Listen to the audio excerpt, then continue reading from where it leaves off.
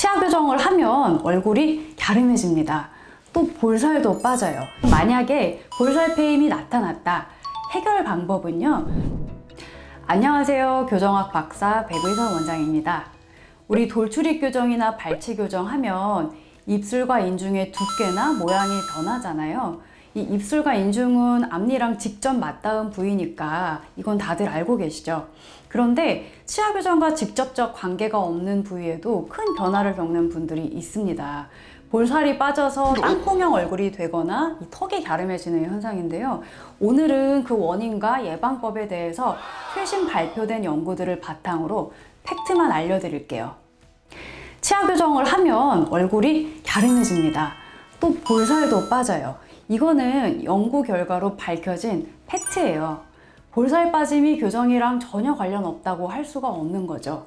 교정에서 그런 게 일단 맞습니다.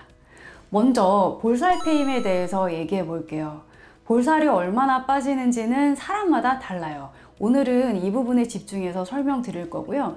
특히 보통은 볼살 빠지는 것과 갸름해지는 걸 묶어서 같은 원인으로 설명하곤 하지만 사실 좀 더 자세히 들어가 보면 약간은 다릅니다.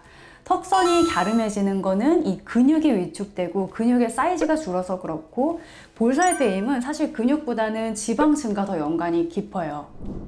2년 전에 발표된 가장 최신 연구에 의하면 교정 중에 얼굴살 두께는 이 관자놀이, 볼, 사각턱 부위 등등 전반적으로 평균 1mm 정도가 얇아진다고 해요.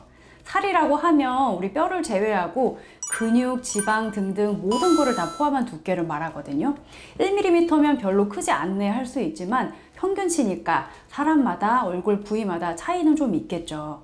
원래 얼굴살이 별로 없고 피부가 얇은 분들은 이것 때문에 볼살이 푹 파여 보일 수 있고 광대가 더 부각될 수도 있어요. 이걸 볼살 페임, 땅콩형 얼굴이라고들 많이 얘기합니다. 이 연구에서 흥미로운 사실은 발치 교정이건 비발치 교정이건 상관없이 얼굴살의 두께가 비슷하게 줄어든다는 거예요. 이전까지는 발치 교정만 이런 현상이 생기고 비발치 교정에서는 안 생긴다는 게 지배적이었는데 그게 사실은 아닌 거죠.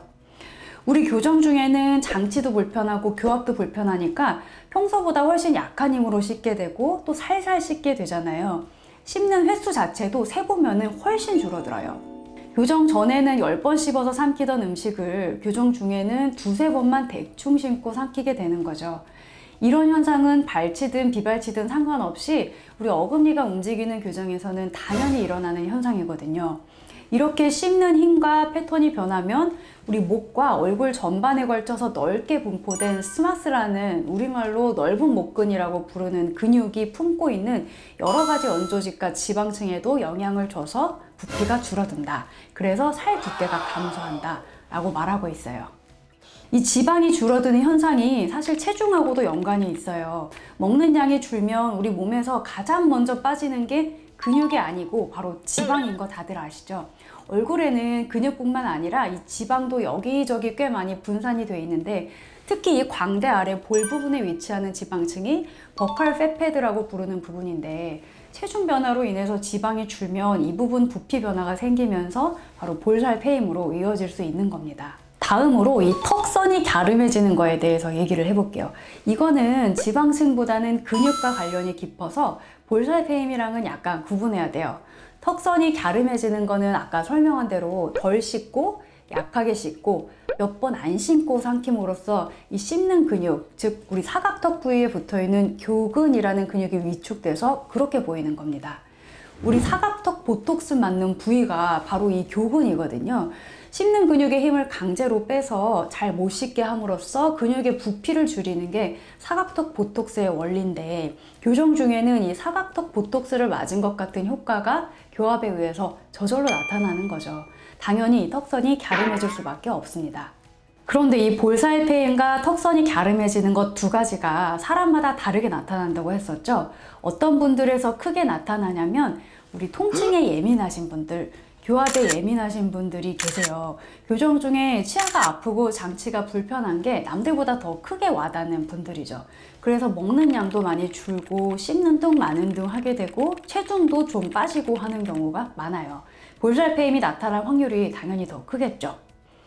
반대로 좀 무던한 분들은 교정 장치의 적응도 빠르고 교정 통증도 대수롭지 않게 넘겨서 그런지 몰라도 평소랑 똑같이 씻고 똑같이 드세요. 이러면 볼살페임이나 갸름해지는 효과가 덜 나타나게 되겠죠. 그 외에도 피부가 원래 얇은 분들은 볼살페임이 더 심하게 나타날 수 있고요. 교정 이외에 다른 원인으로 체중 감소를 심하게 겪은 분들, 또 제 연구에서 나왔듯이 35세 이상의, 즉 노화가 어느 정도 진행된 피부에서는 팔자주름이 더 깊어 보인다든지 하는 이 외모 부작용이 생길 확률이 조금 더 크다고 볼 수 있어요. 그럼 만약에 볼살페임이 나타났다. 해결 방법은요. 대부분은 자연적으로 시간이 지나면 저절로 회복이 됩니다. 교정 장치에도 익숙해지고 통증이나 불편함에도 익숙해지는 거죠. 볼살페임이 너무너무 걱정되시는 분들께서는 식사를 꼭꼭 여러 번 씹어서 많이 드시라고 말씀드려요. 간혹 교정을 하고 있는 중에 볼살페임 현상이 일어났다고 해서 우리 필러나 지방 이식을 고려하는 분들이 계신데요.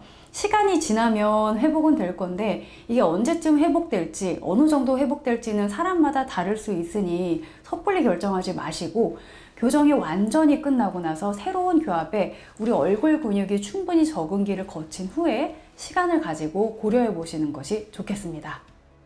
오늘의 결론을 정리해 볼게요. 볼살페임이나 턱선이 갸름해지는 현상은 발치 교정이나 비발치 교정이나 관계없이 교정 중에 누구에게나 나타나는 현상이지만 사람마다 정도의 차이가 있다. 만약 내가 볼살페임이 생긴 것 같다면 먼저 내 식습관을 고쳐보자. 대부분은 시간이 지나면 다행히도 회복이 되겠고요. 필러나 지방 이식 같은 성형은 교정 끝나고 나서 적응기를 최소한 6개월 정도는 거치고 그 이후에 고민해 보시는 게 좋습니다. 교정 때문에 얼굴이 헬스케질까봐 또는 이미 볼살이 빠져서 고민하는 분들께 이 영상이 도움이 되셨으면 좋겠습니다. 오늘도 시청해 주셔서 감사합니다.